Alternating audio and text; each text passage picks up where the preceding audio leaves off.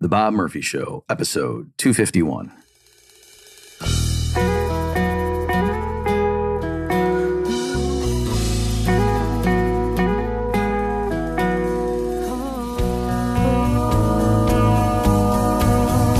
There's a tidal wave coming. What you gonna do? Get ready for another episode of The Bob Murphy Show, the podcast promoting free markets, free minds, and grateful souls.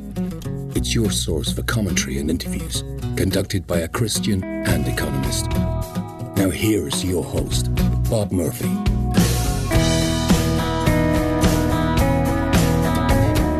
Hey everybody, welcome to another episode of The Bob Murphy Show. Today, I am pleased to be having a conversation with Mary Theroux.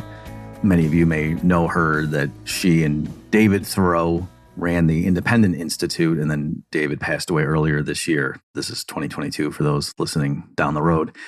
So we're going to spend a lot of time in this conversation talking about, her background, how she met David, and so forth, for obvious reasons. But we also do get into some of the particulars about Mary's pursuits, because she had a lot of interesting stories along the way as well. Let me just read from her official bio here just to give you some foundation. So Mary L.G. Theroux is chairman of the board of directors and chief executive officer of the Independent Institute. Having received her A.B. in economics from Stanford University, Ms. Theroux is managing director of Lightning Ventures LP, a San Francisco Bay Area investment firm, and vice president of the C.S. Lewis Society of California. And we'll touch on a lot of that stuff, as I say, in this discussion. Just so that you folks at home know my relationship. So I've been working with the Independent Institute in various capacities over the years. In their journal, I had a critique of William Nordhaus's DICE model having to do with like carbon taxes and stuff. That's been useful to me over the years as I do a lot of work on energy economics. So we talk a little bit about that. And then, of course, my book Choice, a lot of you may know that one, was totally an Independent Institute project where, David approached me and pitched me on the idea, and I was very happy with the outcome. So without further ado, and we'll put links to all this stuff at bobmurphyshow.com/251, here's my discussion with Mary Theroux. Well, Mary, welcome to the Bob Murphy Show. Thank you so much. I'm delighted to be here. Yeah, glad to have you on. So I suppose, as people can guess, part of what we're going to talk about is David Theroux, your late husband. David passed away back in April earlier this year of 2022, for people listening to this much later. And so what I was hoping for in this episode was just to give you a chance to sort of tell us stories, a bit of the backstory. People obviously know you and David, your work through the Independent Institute, but I'm wondering if you can roll the clock back and, maybe talk about what David was doing and what you were doing, and then how you guys met and how your interests aligned and so forth.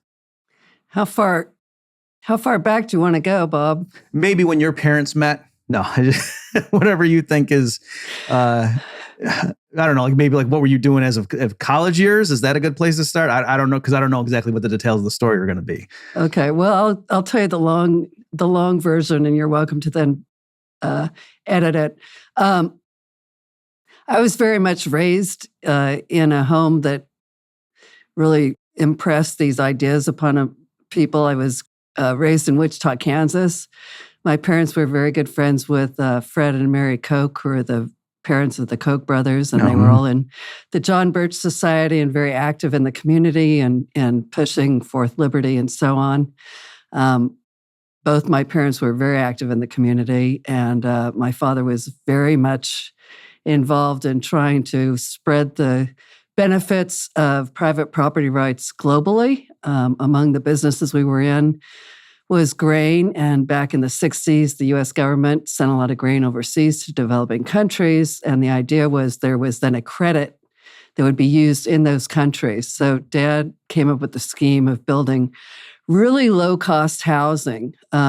He'd built, after World War II, his first job had been building low-cost housing for returning GIs. I mean, literally $500 starter homes. So he wanted to do that overseas, but it really, really cheap houses. So basic sort of cinder block houses that people could buy for kind of the equivalent of 50 cents a month over time. And his theory was that if people had private property, they'd have an interest in their government being one that protected private property rights. So it was his little way of spreading free enterprise globally. So that was interesting. We traveled to India and other countries growing up, so saw that the whole world wasn't like Wichita, Kansas. My mother co-founded Wichita Collegiate School, which in some circles was quite famous because it taught Austrian and free market economics in high school. So we read Mises and Hayek and Garrett and Friedman and Rose Wilder Lane and all the dystopian novels. So I was very grounded in, and I really, really was interested in the ideas. I took early admission to a small liberal arts college that was supposed to be along these lines, but I got there my freshman year and realized it wasn't that great of a place. So I dropped out. One of my sisters was married to a man going to Stanford Law School, and she said, "Come to California. It's the promised land." So I came out here, and we ended up buying a house that had been rented out for 30 years and was in disrepair and overgrown. And we bought a copy of the Reader's Digest Home Improvement Guide and started fixing it up. About halfway through the year, she hauled me over. Now, when you say we, you mean you and your sister? My sister and I, yeah. Okay, yeah, okay. So, and the things we couldn't do, we'd hired a moonlighting firefighter who would cost like $5 an hour. He was marvelous. About halfway through that year, my sister literally dragged me over to the Stanford campus to get an application because I was convinced there was no way that Stanford would let me in. But they did on some quirk, and I declared economics as my major and sat in classes and wondered when we were going to start studying economics. Right. Anyway, so that was kind of my background. Well, can I ask you, at that point, like, I assume that even then, like Stanford, did it have a reputation as being liberal? And did you kind of know going into it that you weren't going to be studying Mises and Hayek there? I thought that's what economics was, but Stanford was very sort of neoclassical. And then I was studying development economics, and frankly, so the head of the Stanford economics department was an avowed Maoist. This was in the 70s, and before sort of the horrors came out. But most of the classes were fairly mainstream. I decided I liked development economics, and most development economists were Marxists and were teaching Marxist development economics. So, but there was a little adjunct department, which doesn't exist anymore, called the Food Research Institute, which was very free market. And that was agricultural economics and also some development, international development economics. So I sort of hid out over there and enjoyed it a lot.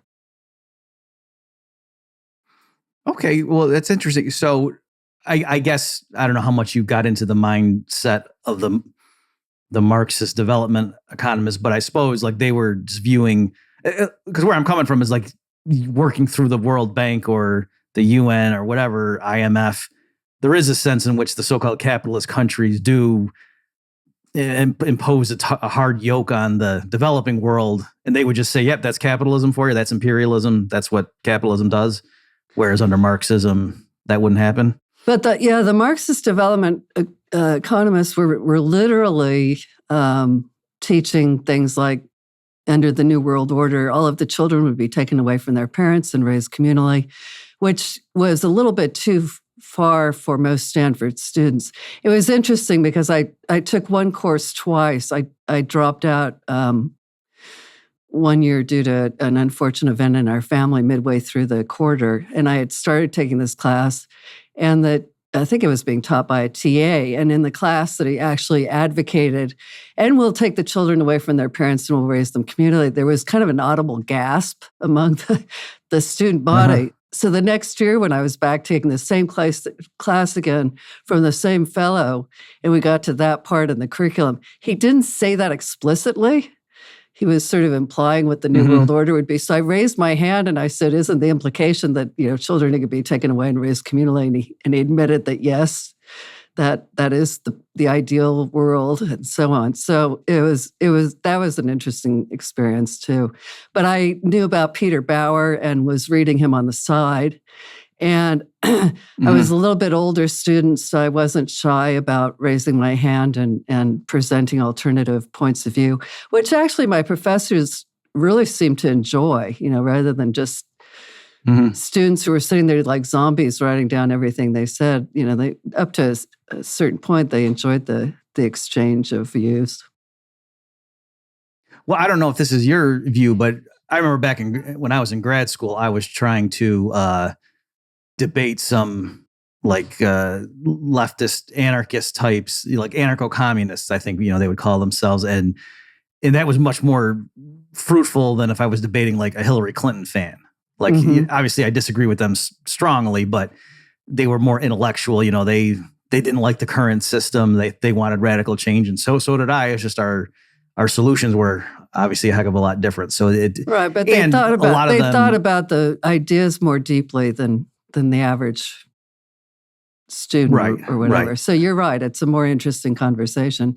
Plus, it hones our arguments, which is an important exercise to go through to be part of the real world. And the other thing too was a lot of the Marxists, they were fully aware of Mises' critique of socialist calculation, and they had their rejoinder, what they thought, this adequately answered, but they knew of Mises' critique and they had a canned response. So that was kind of impressive. Whereas, at NYU, most of my professors, they may have heard of Hayek, but even though Mises actually had been at NYU, a lot of them wouldn't have known who that was. They would have said, "Oh yeah, that was back before we had standards." Yeah. Something so. Just let any riffraff in, yeah. So and Kerzner being there. So I guess, can you now, what do you know? What was David doing around this time frame, and then how did your paths overlap? David was raised mostly in the New York suburbs, and his mother had been a kindergarten teacher, so was very involved in his education. And she was a Goldwater Republican and active in a lot of these groups. And so when he was a teenager, she gave him conscience of a conservative and kind of instilled these conservative traditional values in him. So he was always very intent on getting the most out of life. So as a boy, he became an Eagle Scout, and then he earned an appointment to the U.S. Air Force Academy. And this was at the height of the Vietnam War. As he was at the Air Force Academy, he increasingly realized that the means of the war was not a great way of advancing the ends of a liberal society or a liberty-minded society, and became very disillusioned with the military. So at the end of his third year at the academy, Mary, can I ask you? Yes. What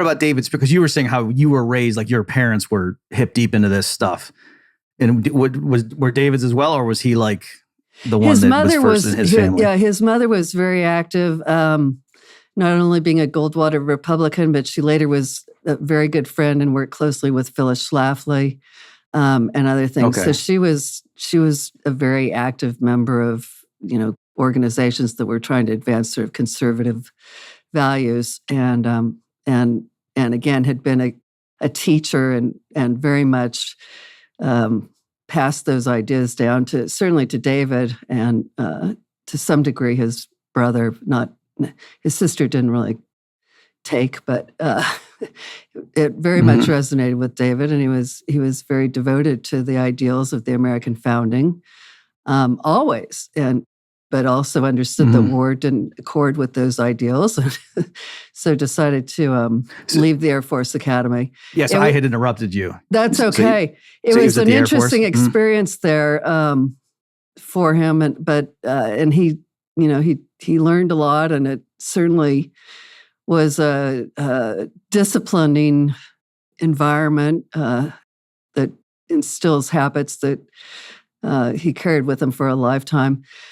But after you resign your commission, the third year was the ideal time, because if you resign after 2 years, then you're subject to the draft. If you resign after graduating, then you owe the Air Force 5 years. So after 3 years, he owed the Air Force 2 years. And in order to avoid being sent to Vietnam, he requested and was posted to an undesirable Air Force base in Shreveport, Louisiana.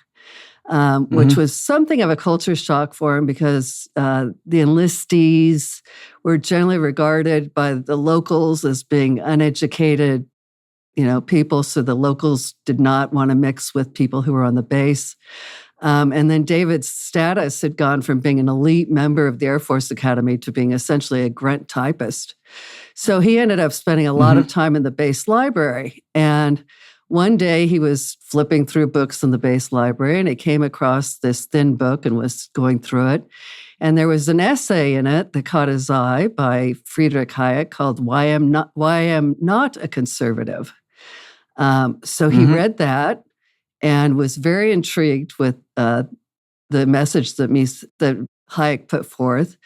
So he went back to the base library and he ordered all of the books that Hayek had referenced in that essay through the library, which you could do, and started reading all those books. And then he started ordering the books that were referenced in those books, and so on and so on. And he developed quite an extensive reading list accordingly. He also started a correspondence with Baldy Harper at IHS and Leonard Reed at FEE and so on, and started getting kind of connected into those networks. So he subsequently, after his 2 years at the Air Force Base and he was free, he came to Berkeley to continue studying math and engineering. And because the Air Force Academy was year-round, he had so many credits coming in that in a year he had 2 Bachelor of Science degrees, and in another year he had a master's degree. But on the Berkeley campus, he encountered people such as you're talking about, the New Left communists who were advocating for, obviously there was a lot of anti-war activity on campus, and David was very active in that, but from a completely different, obviously, point of view of it not according with the tenets of liberty, whereas the new leftists that he's talking about were talking about this was going to be the first step in remaking the world, and everybody would be put into uniform and the universities would be closed and everybody would be re-educated, and a great new Soviet America would be dawning soon. So that was a very interesting era. David was very active in Bay Area sort of libertarian activities and so on, and got to know even more people in the movement. He was involved. Mary, can I stop you? Yeah. Can you just elaborate on, you were saying what the New Left, are you saying they were looking at the discontent with, I don't know what the timeline, like the LBJ and Nixon administrations, and thought, this is how we're going to, they're not just mad at this, like now they're going to overthrow capitalism? Or you mean they were going to use the war itself? Oh, well, the anti-war sentiment, yes. So everybody was in Sproul Plaza with their tables set up, and David had his table set up with sort of libertarian literature and a poster, which I still have, which was a wanted poster featuring Uncle Sam enlisting his crimes against humanity, which was a very good attention getter, and then he'd be engaging people in conversation, and trying to engage them towards the classical liberal point of view. But meanwhile, the New Leftists were there, also anti-war protesters.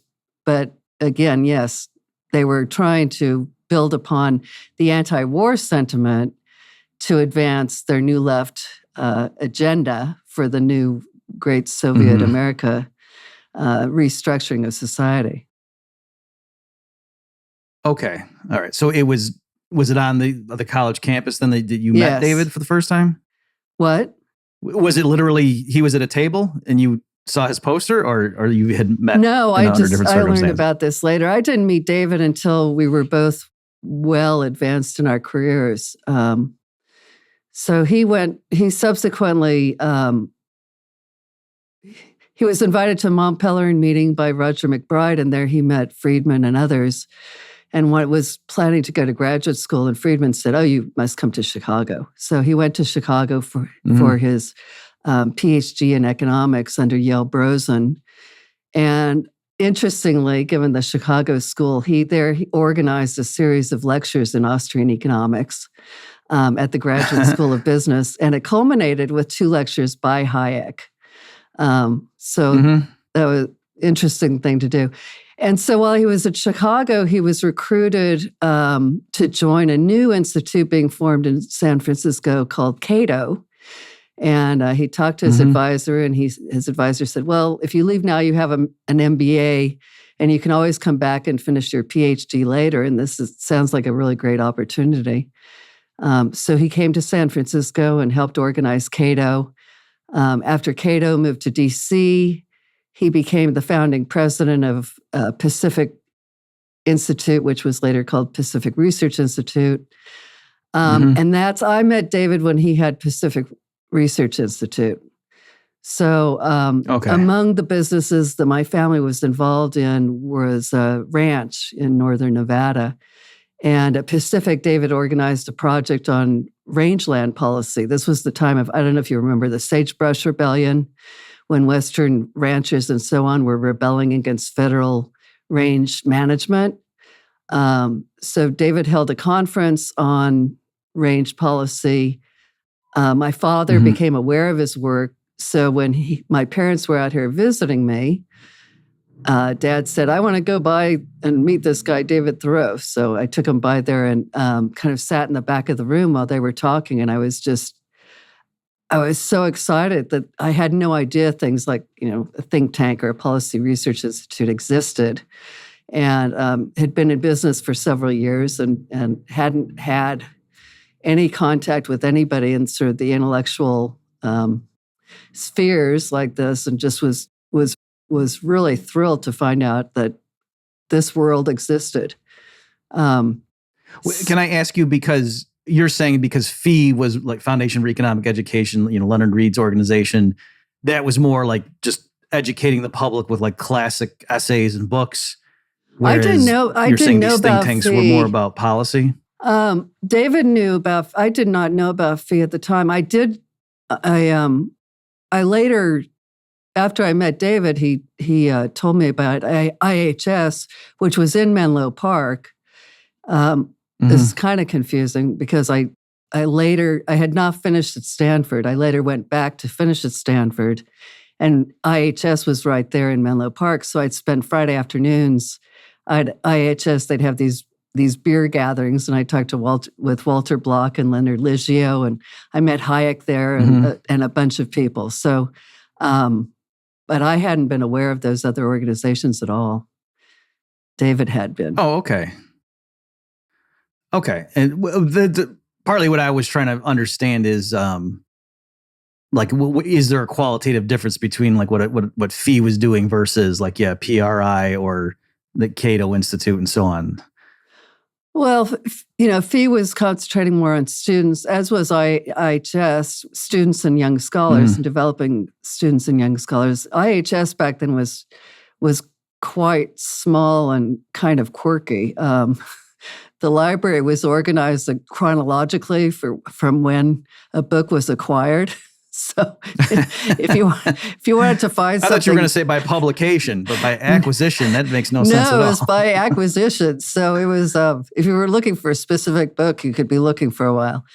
But it was, it was a great oasis for me to get together again on Friday afternoons and talk to like-minded people, and I really enjoyed it. Obviously, Pacific was very involved in the kind of work that David has always done, which is producing book projects and other projects. So I started reading the Pacific Research Institute books and other publications and attending events. My father joined PRI's board, and this is back before you had conference calls or Zoom calls for board meetings. So if he couldn't attend a meeting, I was invited to sit in, and then I could report back to him, the meetings, activities. So I got to know more and more about the work they were doing, and then also through that meet a lot of people, and it was just really, I just loved it. So very grateful for it. Okay. So when you left school, like what were you doing besides, meeting Hayek and sitting in on board meetings? Yeah. I was running a pioneering teleshopping grocery delivery business in San Francisco called the San Francisco Grocery Express. So we had a warehouse with all the groceries in it. Initially, this was in the 1980s. Initially, we had a printed catalog, which we'd supplement with a weekly update of fresh produce, what was in season, and so specials and so on. And initially, people would order by telephone. And then in 1984, if you had a home computer and a 300 baud modem, you could dial into our computer and you could place your grocery order and we would deliver it to you.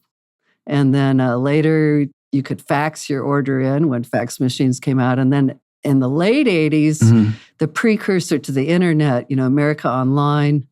And then there was a service called Prodigy, which was like America Online.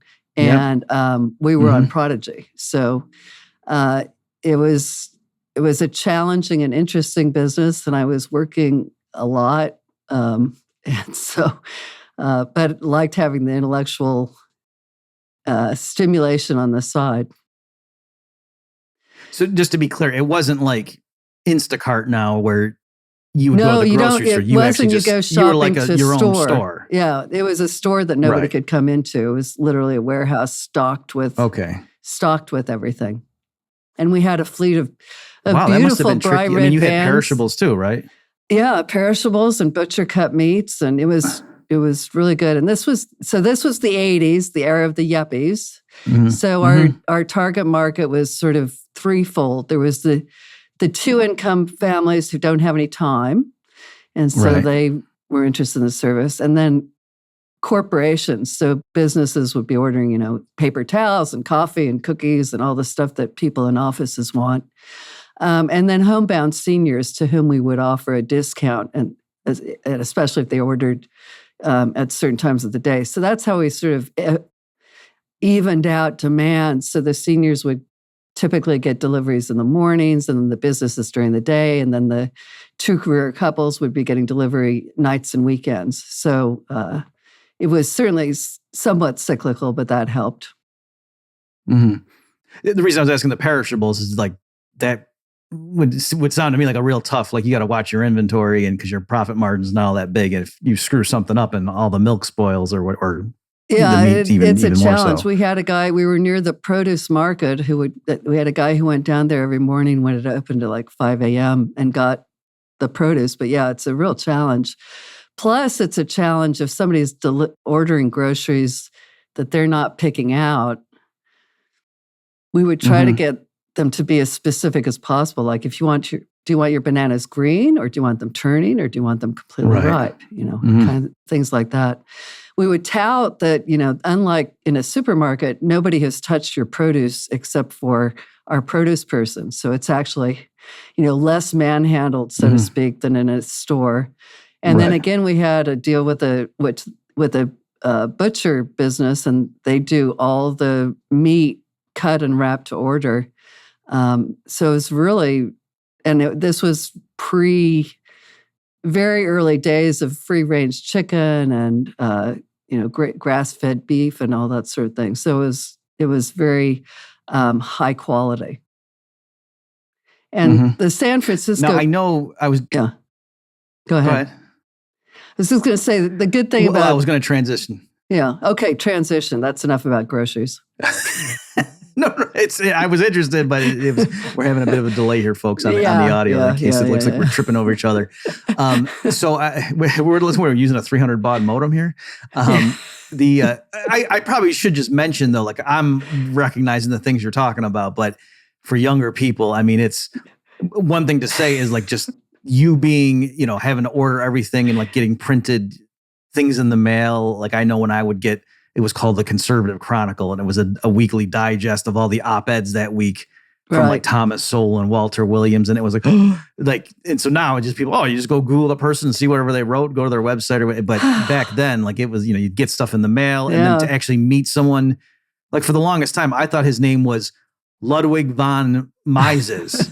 And then I actually had to meet someone who knew who he was. And he said, it's Mises. How would I know? Because no one I ever met had read the guy, so how would I know? Until I think it was, I went to visit Hillsdale or something, and Richard Ebling, I heard him say the name. So yeah, it did seem like it must have been a much smaller universe of relevant people back then. Yeah, yeah, it was pretty easy to know most of the people, and we all went. You go to pretty small conferences too. So yeah, I imagine. Yeah. And so then I've done some research on what you're talking about more recently, and I know at this point, like the problem of the homeless is a big area. Was that something that like you've been studying a while, or is that more recent? That's more recent. And it's an outshoot of my involvement with the Salvation Army, but then Independent got involved because it's something that, homelessness is never going to get solved until the underlying policies get changed. So it's a okay. Well, let's return to that because I didn't know if that was flown out of your development work. Okay, so I guess so can you fill us in then on like the timeline of, I guess, when you and David are married, and then the founding of Independent, and I don't know which the founding of Independent came first. So 1986, David and the research director at Pacific, Bruce Johnson, who had left Pacific, and they founded Independent. Because there'd always been a little bit of a tension. David was an employee of Pacific, and the board had a certain vision, and David's vision was different. He really wanted an academic, scholarly grade research institute that was producing peer-reviewed work that he could then apply guerrilla marketing techniques to get the ideas out into the public square and have an impact on the culture. So he started Independent. At the time, I was still in the grocery business, and David was starting Independent from his basement. So when he needed office equipment, he'd come use my office, the copier and the fax and all the other things. And I was also helping him as much as I could with other things starting, because he had no backing. He had no deep pockets behind him. It was literally, we've joked about it being the first garage think tank. So, and I was on his founding board of directors, along with Neil McLeod from Liberty Fund and Ellen Hill, who was sort of a champion, a heroine of the movement, and so on. So David was going around trying to raise money for this new think tank in 1986. Reagan's in the White House, and these business people and others that he'd approach would say things like, well, Reagan's in the White House, we've won. It's time to govern. We don't need the battle of ideas anymore. And so it was a really challenging time. He's like, okay, he wants to start this thing, but not a lot of people are rushing to give him money. So he started, speaking of getting things in the mail, he started a direct mail catalog called Liberty Tree. And Liberty Tree was a glossy 4-color catalog that had collectibles. It had things like, 86 was the centennial of the Statue of Liberty. So there was Statue of Liberty collectibles. There were busts of the founders, as well as books by Mises, Hayek, history, self-help, Harry Brand, all kinds of things, and games, neckties, all kinds of things. And he literally taught himself the direct mail business and did a lot of innovations about it. We were mailing out 1 million catalogs a year. Because of my experience in grocery fulfillment, I was able to help set up a book fulfillment operation. So I was working the back end of the thing. And that's literally where the stream of revenue came for Independent to get launched. Fortunately, over the years, as the direct mail industry went to hell, Independent's program had grown and was attracting sufficient support that we could abandon Liberty Tree and concentrate full-time on Independent's program. And along the line, we got married. That was 1991. So. Okay. All right. And then, so at that point, like, were you then, did you step away from the grocery business, or did you keep that? I sold Grocery Express in the late 80s. It was approached by several people, but eventually sold it out in the late 80s. And so I was helping out at Independent more and more. And pretty soon I found out I was there pretty much all day, every day, doing kind of whatever needed being done and learning more and more, including, help learning desktop publishing to help with the production of the catalogs and things like that. So it was very interesting.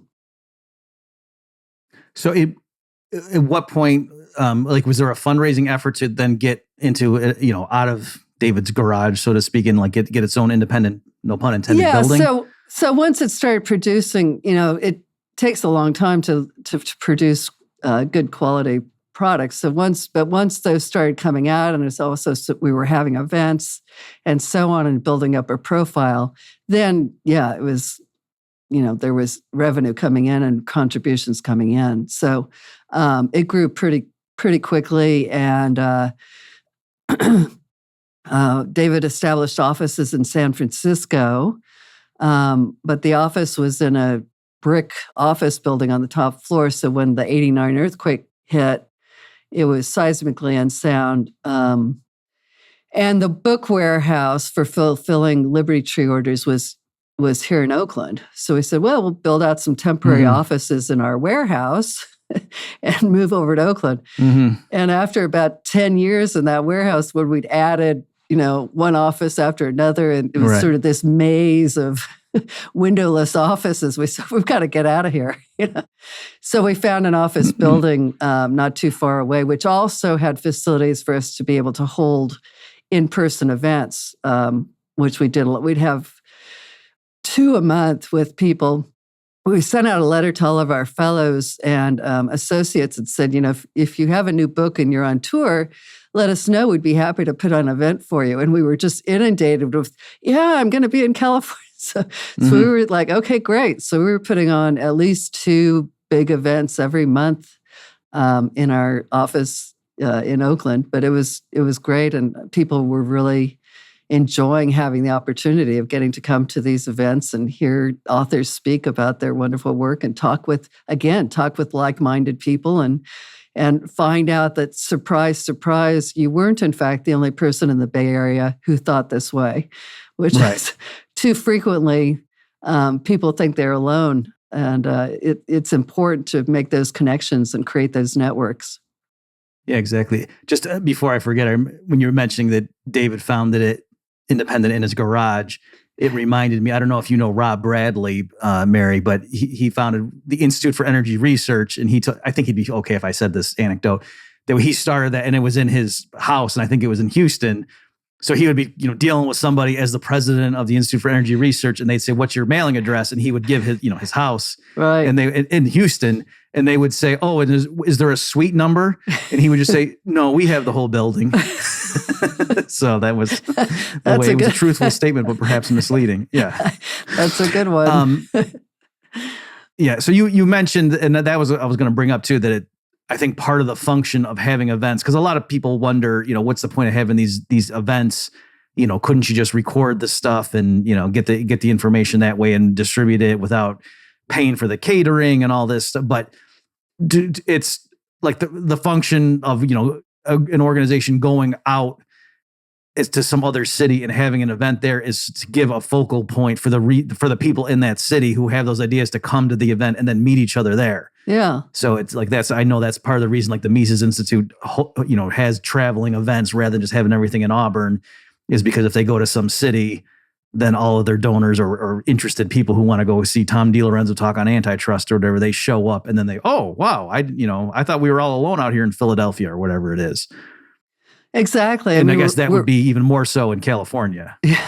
Well, we're relational beings, so we want to be with others. And then it also helps you, develop your ideas. You may be slightly interested in a subject and then discover that you're really interested in a subject. And then ideally, you're also being equipped by the ideas and the information. So when you go out into your everyday life and you're confronted with somebody who's saying something nonsensical, you can give a friendly, rational response to it rather than just staying silent in the face of falseness. And we need to do that. We need to equip people to be able to engage with the broader culture with the ideas, and in a loving and engaging way. Exactly. So can we talk a bit about the independent review? And so you mentioned a few minutes ago. For people who don't know, the independent review is the journal that's associated with the Independent Institute, but it's a peer-reviewed journal, like Yes. Mary was saying. And so I gather that was always part of David's vision and what function the Independent Institute would serve. And for people at home who don't know these nuances, so you could, like I do a lot of work for various free market think tanks and do studies, but there's a difference. Like I had an article published on the carbon tax, critique of William Nordhaus on the carbon tax that was in the Independent Review. And so on my CV, that's a peer-reviewed article, and that just that's more scholarly or looks more authentic or what have carries more weight than just a study put out by this think tank. Right. Even though at the think that they have internal review processes and stuff, they want to make sure somebody doesn't have a boneheaded mistake that gets out the door. But it's a different thing whereas again with the independent review articles, that really is a scholarly academic journal. And so I'm taking it, Mary, that was always part of his vision, that's what we need to be able to say these are peer-reviewed articles. Yeah, well, he was a big believer in everything being peer-reviewed, that there is such a thing as objective truth and it can be discovered, but it also has to be tested. And anybody can put forth an opinion, but, can you back it up with facts and so on? Books take a long time to develop. And the journal was really conceived as being able to then address more things more topically, as well as timeless things, but we have symposia on sort of current affairs and so on. So David had worked with Bob Higgs very early on. He'd become aware that Bob was working on a project that became Crisis and Leviathan, but needed funding to be able to complete it.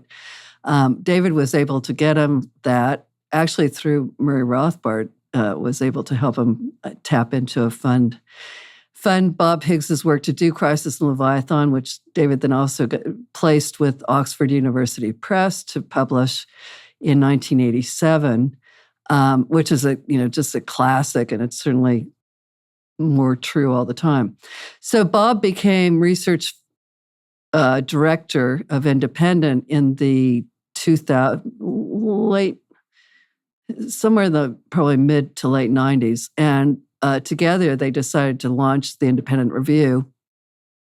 And Bob became the founding editor of it. In addition to its being peer-reviewed, they also wanted to be interdisciplinary because, economics is great, but history is also very interesting, as is law and philosophy, and they're all interdisciplinary. So wanted something that would cover, the gamut and not just be a very narrowly focused.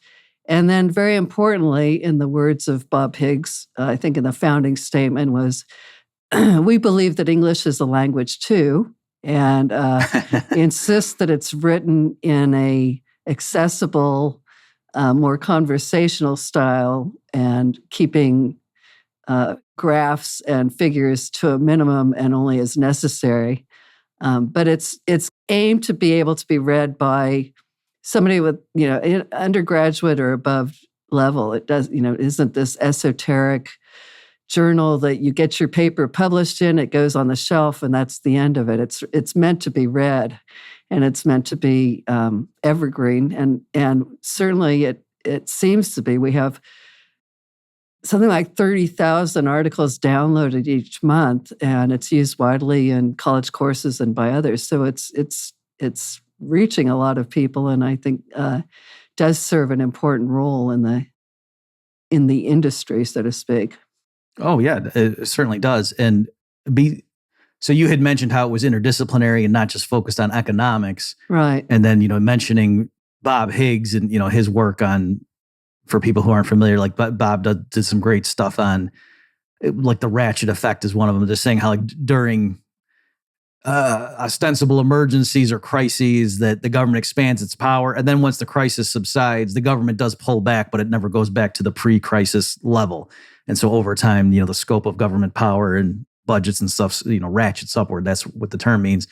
But in general, there's like a sort of anti-war streak in that. And so that's what I was going to bring up, Mary, is that there are plenty of like free market organizations, think tanks and whatnot that they're all sound on economic stuff. Like, oh, we're against, high, we don't like capital gains taxes. We don't like the minimum wage and so on. But a lot of them don't say anything about, war. Whereas I know independent, that's something that certainly they're not shy about discussing. I don't know if you have any thoughts on that. Profoundly. So yeah, Bob Higgs' Crisis of Leviathan, as you said, traces crises.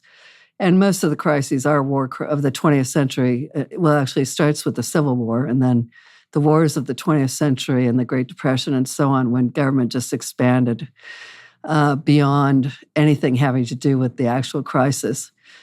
9/11 was certainly a watershed moment for us and a real trial of David's soul. On the day of 9/11, we're on the West Coast, so it was earlier for us. Obviously, we were all shaken up badly, but David immediately recognized that, oh my God, the government is going to grab this and they are going to seek enormous amounts of power and infringe on the liberties like we've never seen before. And we have to get in front of this. And so he insisted that we draft up a statement that day and put it on our homepage against some internal objections that it would seem insensitive. But he was insistent. So we did we replaced our homepage with a statement, certainly expressing sorrow of the events, but then also very powerfully saying this must not be allowed to be used as an excuse for the government to expand and, again, infringe on our rights.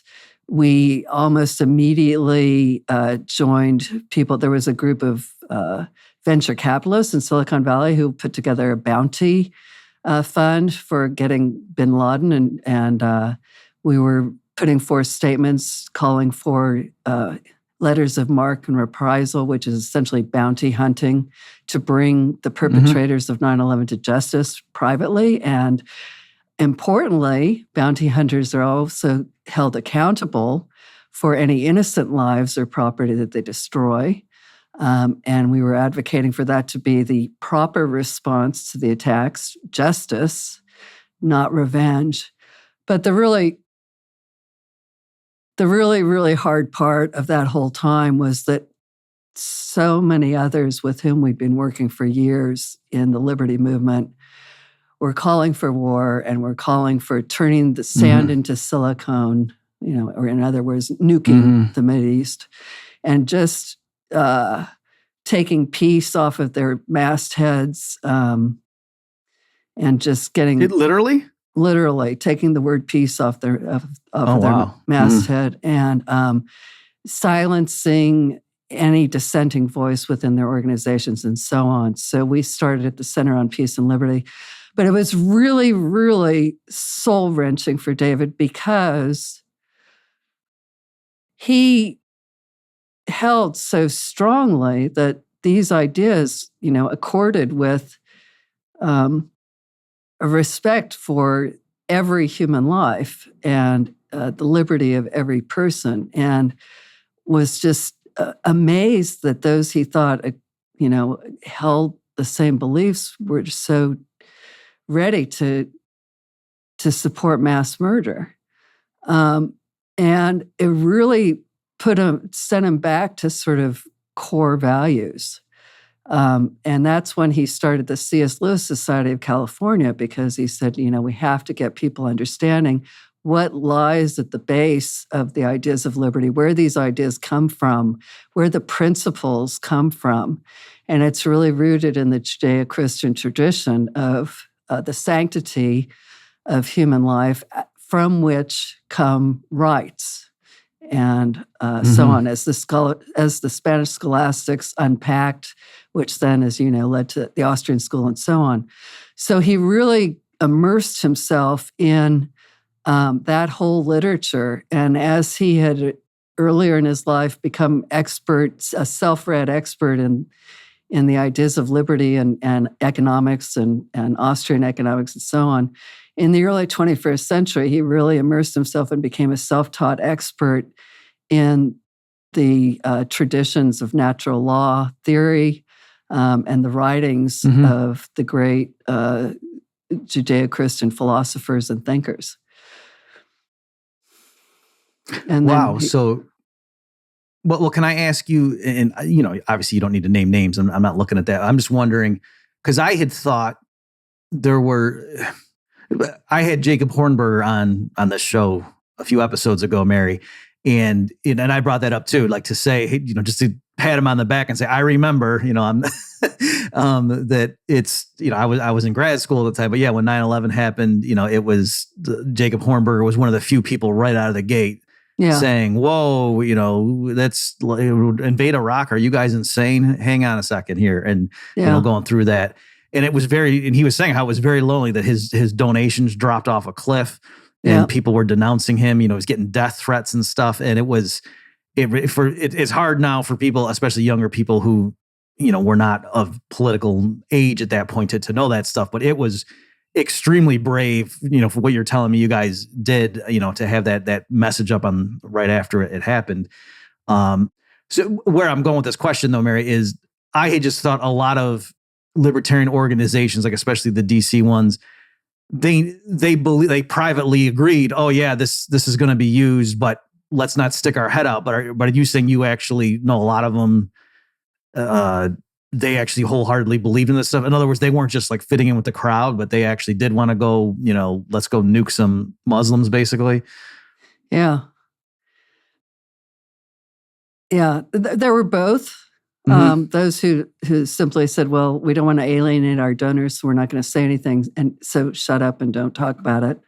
But then there were others who were definitely part of the yes, we must go to war, we must invade, we must do these things, we must support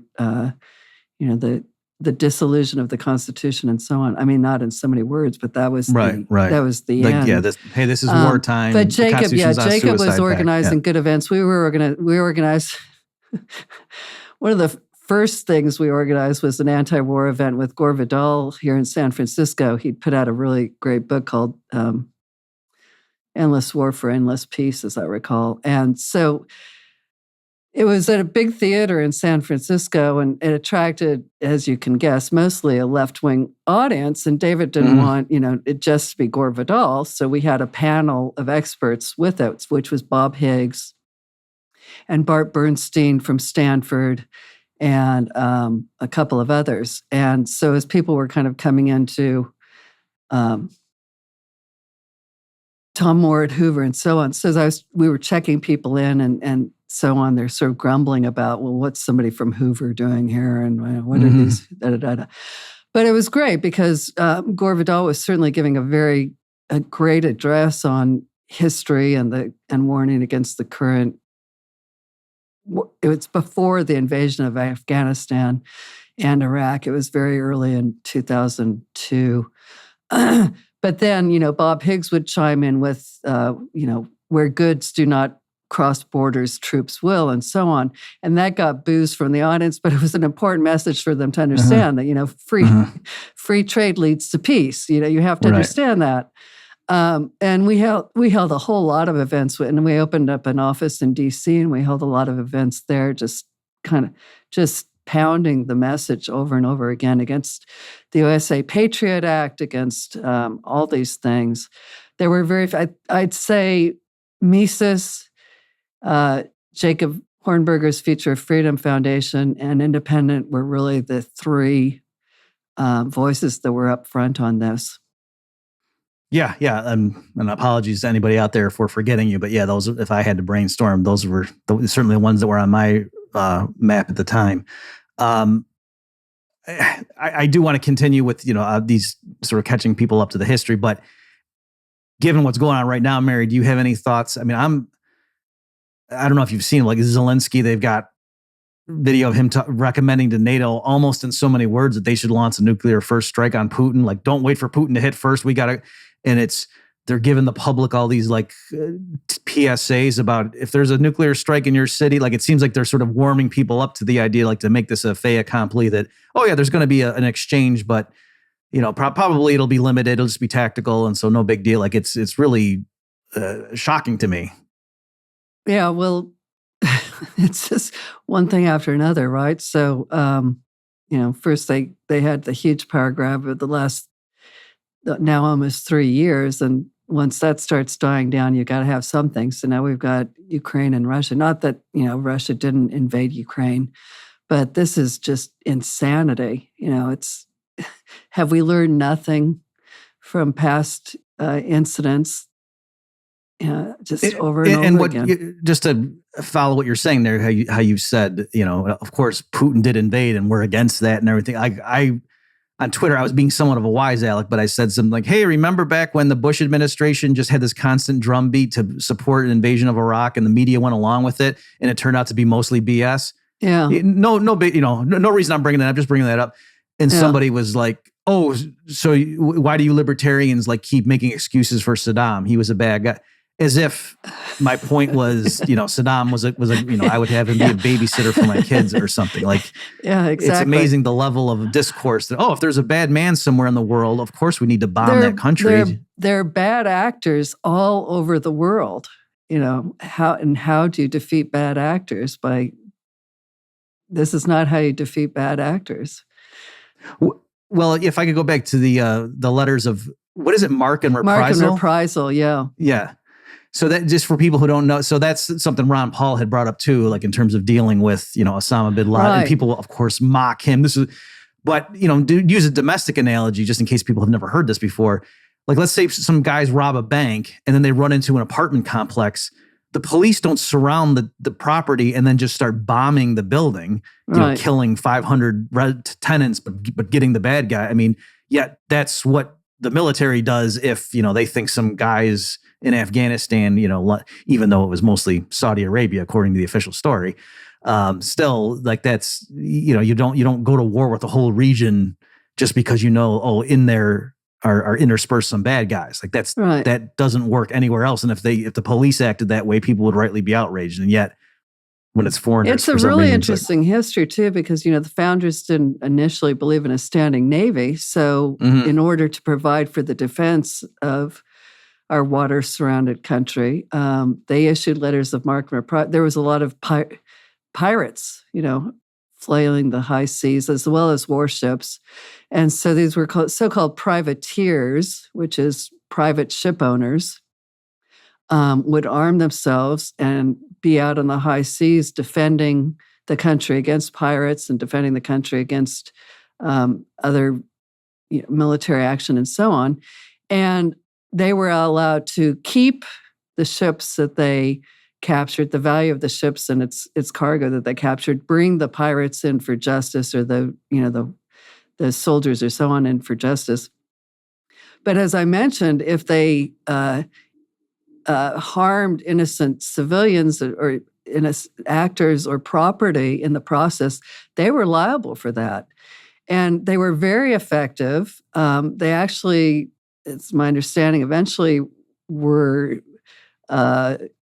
discredited by those who wanted a standing navy and hated how bad they were making professional naval people look, so it fell out of favor. But Alex Tabrock's done a lot of work on bounty hunters, sort of domestic bounty hunters, and how effective they are.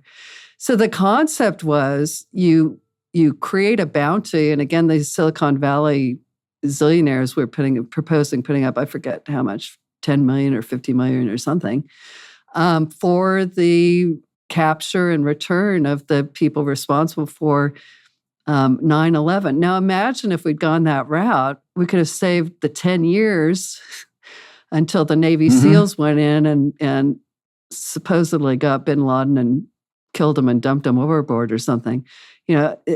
Effective private bounty hunters or mercenaries, if you will, likely could have found him and brought him in, and we could have saved 10 years of blood, treasure, and the destruction of American liberty and privacy. Right. I mean, not to mention Afghanistan's not exactly, the best place to live right now. And it's...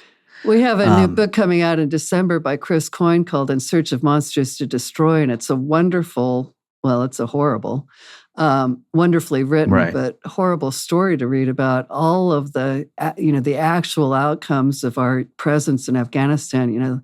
Poppy production went multiples. I can't even count how many multiples went up.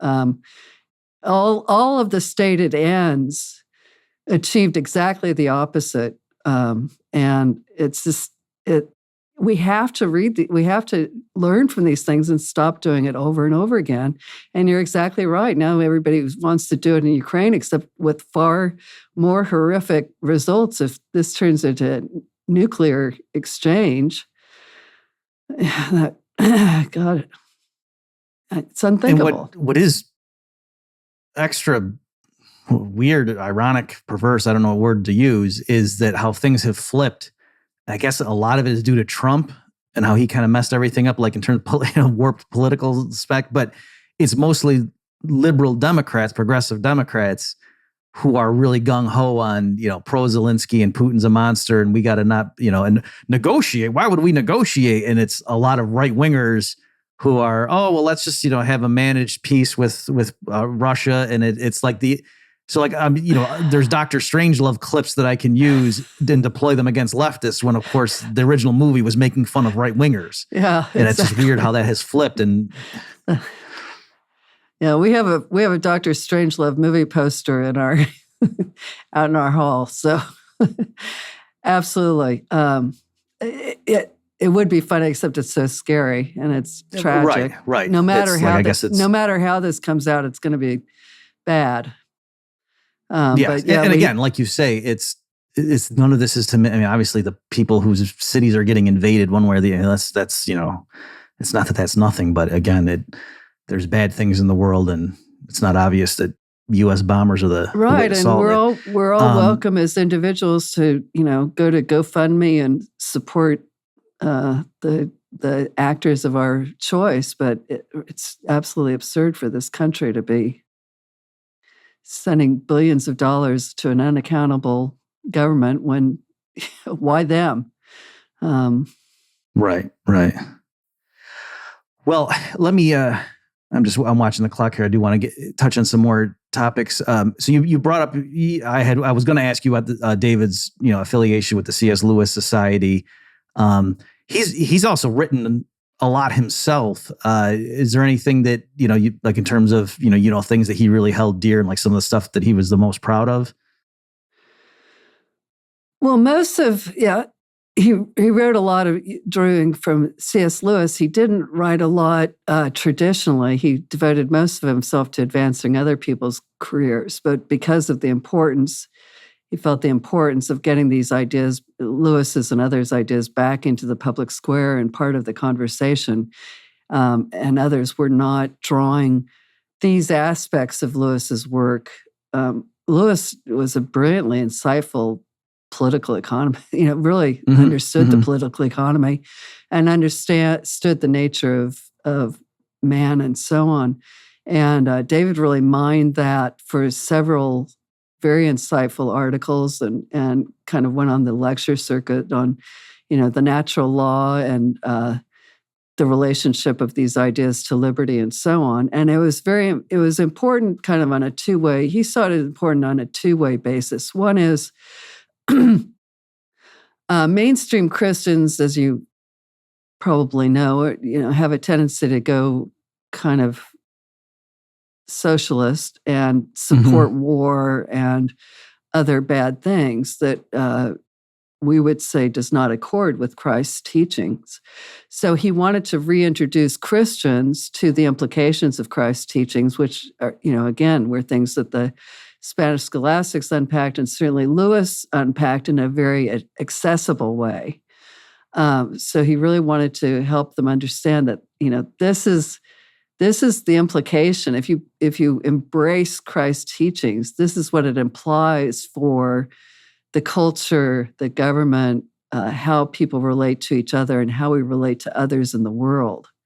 And then importantly, kind of where he started was he wanted people in the liberty movement widely to understand that if they really believed in liberty, they had to understand that it's part and parcel of the sanctity of created life, and you do not infringe on that. The ends do not justify the means, and so on. So that was really, really, he was very impassioned about that and spent a lot of time on it. And I think it has helped get it out in front of people. Oh, yeah. And I'm glad you rephrased or that you brought that up again, because you had mentioned that 5 minutes ago and I wanted to come back to it.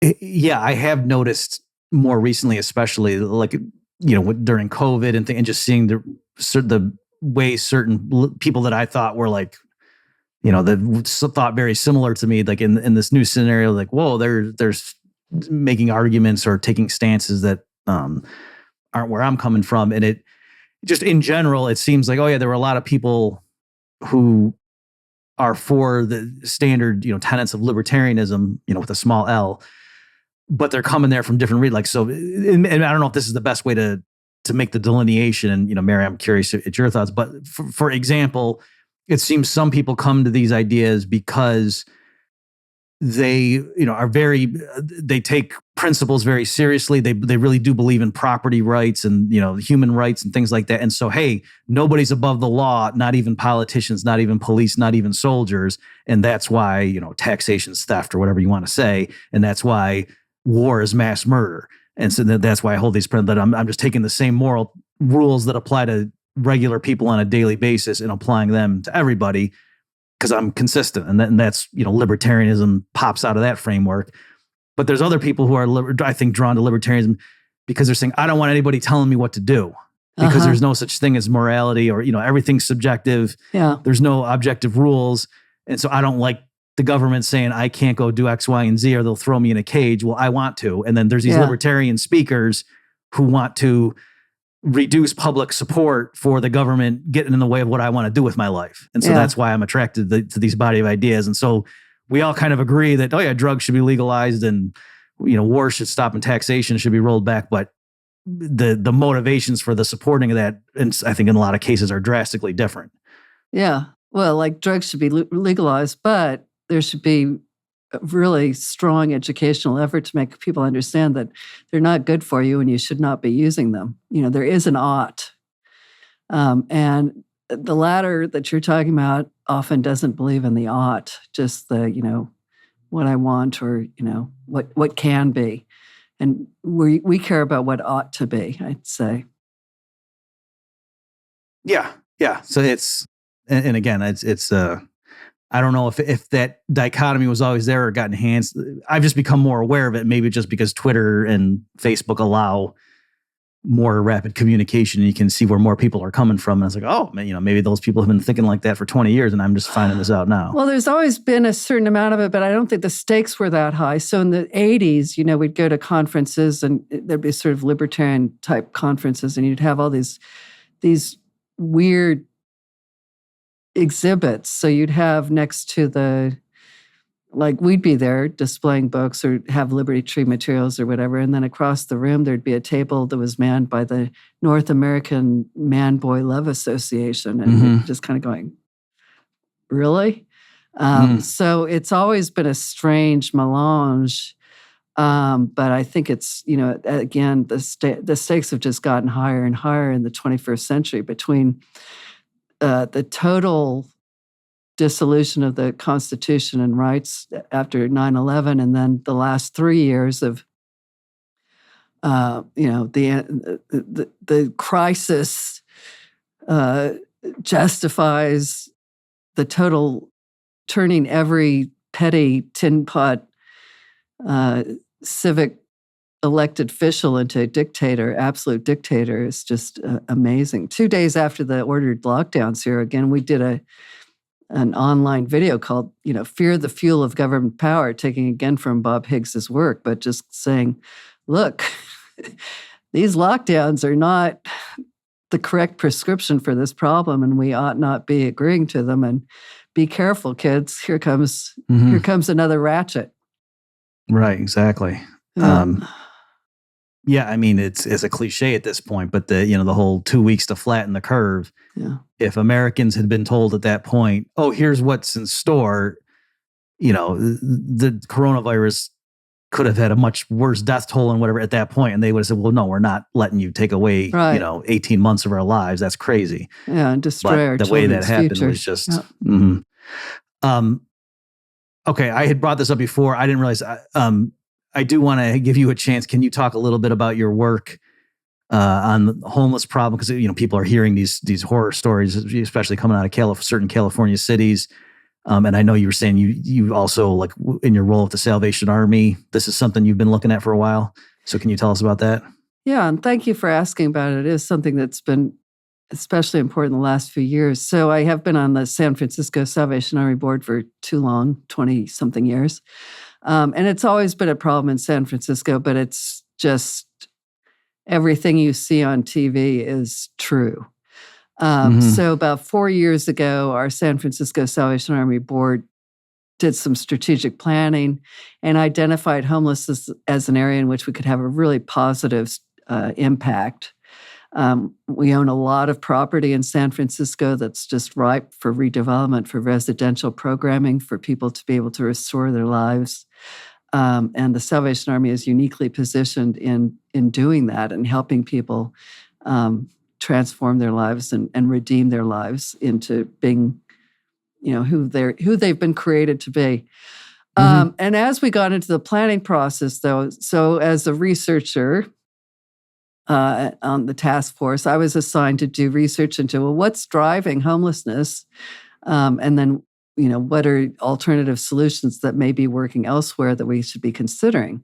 So I started looking into it, and it was like, this makes absolutely no sense. The spending thrown at homelessness is just doubled, quadrupled, quintupled, whatever. And meanwhile, homelessness is going up right alongside it. And nobody seems to be paying attention to the fact that the more they spend, the more homeless they get. So, it also was apparent from conversations we were having with other agencies and with people in the city and so on, that there was just this very narrow focus, almost religious focus on one and only one approach, which is the housing first and harm reduction solution. And one size fits absolutely everybody, no matter what their problem is. So I realized we're really going to need to have some ammunition on our side in order to do anything in San Francisco. You have to have public support, whether or not you're taking public money. You have to have the community support to get permission to do what you want to do.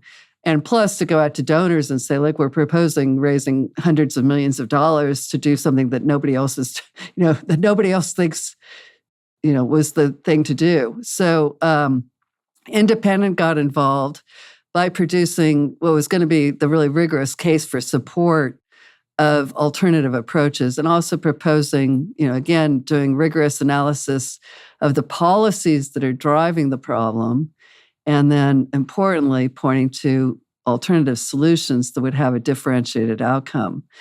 So we did the policy report, and it's very good, and actually people across the political spectrum really like it, and they recommend it and use it. But policy reports, not everybody sits around reading them. Oddly enough, I don't understand, but they don't. So we decided we'd do a documentary that would help people understand who's homeless, why they're homeless, and importantly, how to address it reverse this challenge. So we went to our friends at Emerge and Order who had done, who do our LoveGov series. And John Papala was just like, we've been waiting to do a subject, something on homelessness, because Austin, where they are, similarly has a really big problem. So we got together and we produced this documentary called Beyond Homeless, Finding Hope.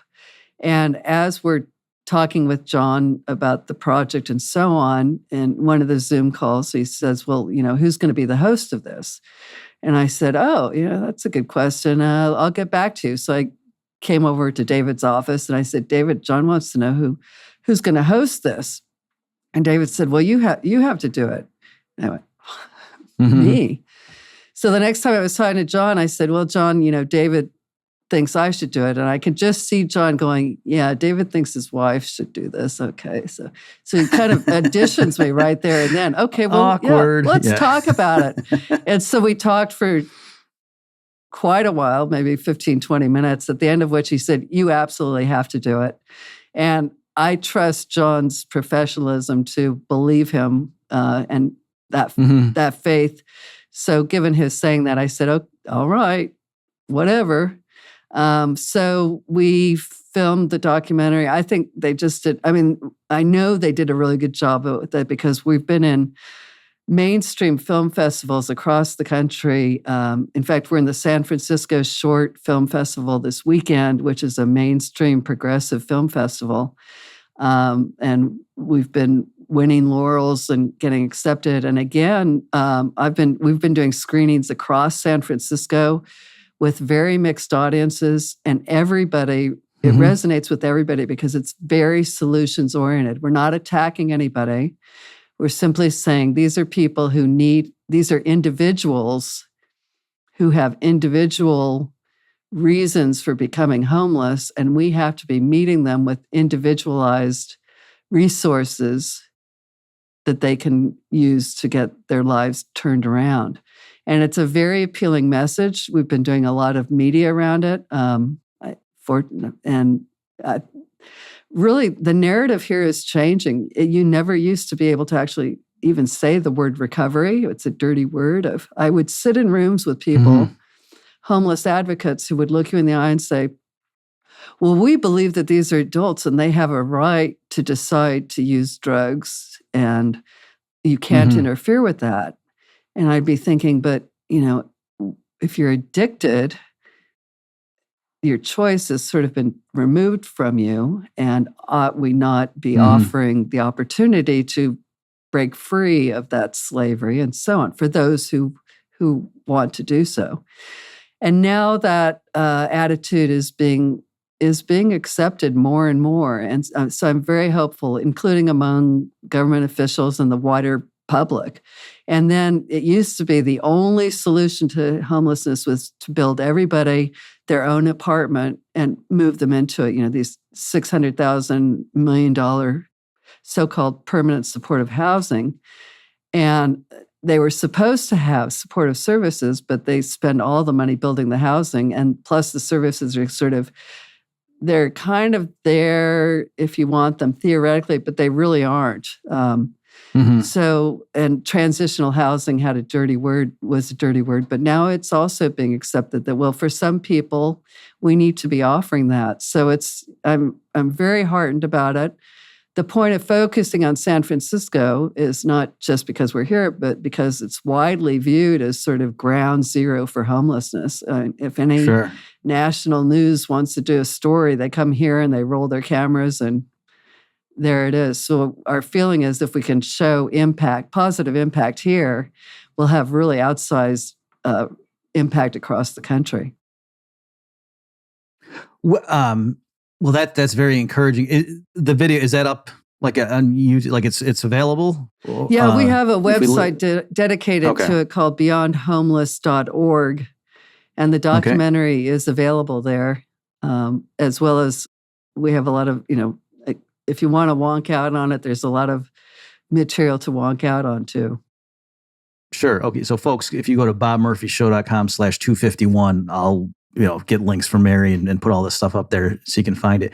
So Mary, is this the first major thing that you had been the host for? for independent, or not?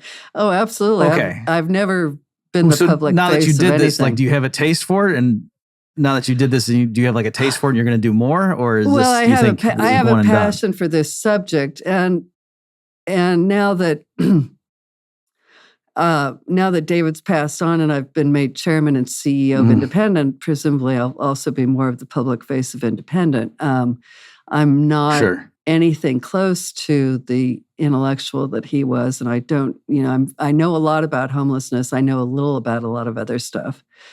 David knew a lot about pretty much everything, but I'm increasingly comfortable if we need somebody to talk to the media briefly. I don't mind doing it. So you might turn on to be like the Kanye West of public policy, where before you were in the Bob. studio and now you're... What a vision, yeah. I don't think so. Okay, well, okay. So can you sort of set up the what I was going to ask as we're sort of winding up here? What is your vision for you're in charge now, and do you have a vision that you'd like to explain to the viewers and listeners as to what Independent's going to do going forward? Well, for now, I consider my most important role to make sure that we uphold the principles, the founding principles, and that we do stay true to the methodology, that everything is peer-reviewed. It must stand on its own. It must, and then it must be an important addition to the information that's available in the public square. David was really entrepreneurial, and he also saw things coming ahead of time. We'd worked in healthcare a lot, but he knew very well that Obamacare was coming down the pike and was going to be a beast, and went to John Goodman and said, John, we really need a good book on this before this gets legislated on. And we produced Priceless and things. So he was very good at seeing those kinds of trends coming. We're going to have to really unleash the power of our fellows in helping to shore up what we're now missing with David. He also was very well connected with he knew everybody, who's doing work in the area, and could just rattle off if somebody wanted to do a study on something. Oh, you need to talk to so, and had read all the literature, so could similarly cite, oh, well, you should go read this, that, the other thing. So we're really going to have to, again, draw on our fellows more, and we're actually looking to fill in one or two more positions that can help bring in that human capital that we've lost with David. I see my role as really being making sure that we stay to our North Star. I worked with David for more than 30 years. I think we worked together, we lived together, we talked together a lot. And I think I understand and shared very deep, on a very deep level, the commitment to those principles, and can make sure that we do adhere to them. But again, David's primary role also was supporting the work of others, including in making academics understand when an opportunity to speak to the media came along and they were uncomfortable because that wasn't exactly within their little specialty, saying, well, yeah, but if they don't talk to you about this, the next person they go to is not going to be as good as you would be. So why don't you do it? And helping encourage people to do that sort of thing. And then really applying marketing to the books and to the fellows and so on, and really promoting. There's scores of people out there whose careers he promoted a great deal, and I think who recognized that his promotion was instrumental in their advancing their careers and having an impact in the world greater than they might have had otherwise. Well, with you having said that, I guess it's appropriate for me to say, because I was debating whether I should bring this up because I don't want it to make it look like it's about me, but I'm complimenting David that my book choice with you guys, he came to me and said, hey, Bob, really there needs to be a 300-page-ish book explaining human action, distilling it down that an undergrad could read. And, so that's what I did for you guys. And then he went out. Masterful. And my joke at the time, Mary, when I saw all the blurbs that David had gotten of various people, like dozens of people praising the book, I was asking him, like, did you have blackmail material on all these people? Like, I was kind of blown away by how much, it was. So, if I'm ever having a day of low self-esteem, I'll just go and pull and look at all those blurbs that David somehow got for me for that book. But my point being that, yes, when, and this was, just so you know, Mary, this was known in our circles, like as potential authors, that somebody would say, hey, David wants me to do this book for independent. People would say, he's going to promote the heck out of it. So like, if you want to do it, it's not like you're going to put 2 years into this thing and then no one's ever going to read it. Like, it's going to be a big deal. There's going to be a spotlight on it, if that tips you over the edge to take on, this big project. So definitely, we knew that. And it is somewhat of a shame because, David was so much focused on advancing everybody else that like he wasn't like as famous as other think tank or organization presidents might have been. So he was I did happy with want that. to say. And by the way, he wouldn't have been able to get those blurbs if the underlying work hadn't been excellent. So I mean, well, thanks, yeah. But still, I wonder, did he have dirt on people? Because it was no. I've never heard that he did. So I don't think that was okay. The well, that's reason. good. Okay. I think it was the people. All right. Plus, he was persistent. People would say, "Yeah, I'll take a look at it." He'd keep reminding them, "Oh, remember you promised you were going to." Yeah, and that's a lot of what it takes. Yeah, people want to be involved in something, but they get busy and they forget. Right. Yeah, he was indefatigable, I think is a good word in that respect. Is there? I mean, he had oftentimes would come off as very serious. Is there? Like, is there any like anecdotes of like a silly side, like things that a lot of people wouldn't know that you want to share? My God! Bob. He was a master at hanging a spoon on his nose, which I never was able to do, and he delighted in doing. We've been having so much fun pulling. We've got probably a dozen pictures of him at different events with a spoon on his nose and teaching everybody around him how to do a spoon. He had he was very silly and he delighted in, he really was always a child at heart, had a wicked, a fun sense of humor, which is a great, it's great to be, I'm sure your wife would agree with me. It's great to be married to a man with a great sense of humor. It just makes life really fabulous. And once we had children and grandchildren, he just was whatever age they were and would be on the floor playing with them, being goofy. He delighted in playing with hand puppets. He had the silliest side of him that was just such fun. And a lot of times we'd be out somewhere and we'd have to be explaining to people that he's kidding. Because they'd be looking at him it's funny you say that because that's, as I'm sure you can gather, Mary, and like people who know me, like that's my sense of humor is usually pretty dry too. And then, Dave and I would be talking about some book project on the phone and then he would say something and then I'd be going to the next and I'd realize like 30 seconds later, that was a joke he just said. You know what I mean? And but like, in other words, he was like more me than I was. And I was like, oh, okay, this is what people must feel like when they're talking to me and they don't get it, then I'm kidding. Okay. So yes. Well, I think this is a good spot to wrap up. Folks, my guest today has been Mary Theroux. Mary, thank you for the work that you've done and for sharing those recollections of David.